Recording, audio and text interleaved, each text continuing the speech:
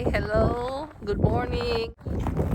Here are the two dogs running, enjoying the weather.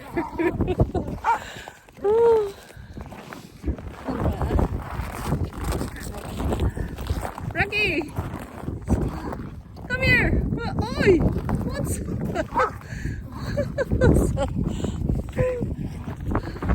oh, they are playing. Oh, Rocky. Come here, Rocky. So here is the condition of our road. When it is very cold, it's okay as long as it's not slippery. But right now, it's so slippery. It's so shiny. See? No. This is so dangerous. This shiny one, if it is on the road.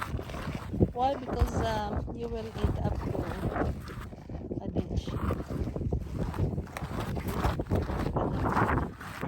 Fast. You cannot really drive fast in winter time.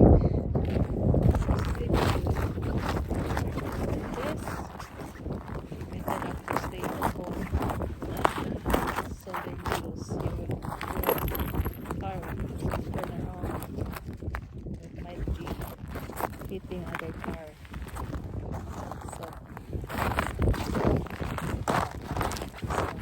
So this will happen when there is rain.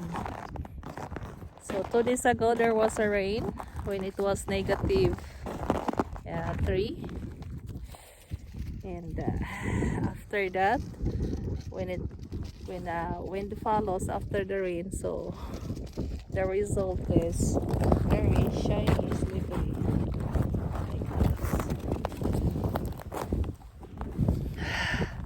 So maybe tomorrow the road will be not slippery, but on the highway there is always salt that they have to put on it, so it's okay to drive still highway as long as the road will be cleared.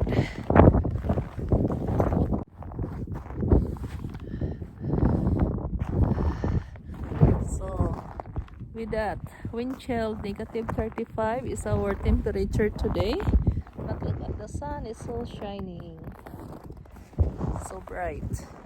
So that's the good thing also. If it is negative 30 plus or 20 plus, the sun shines brightly too.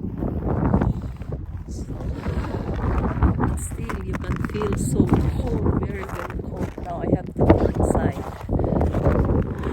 At least I have seen the sun shines brightly outside. I can inhale. Just minutes, not more than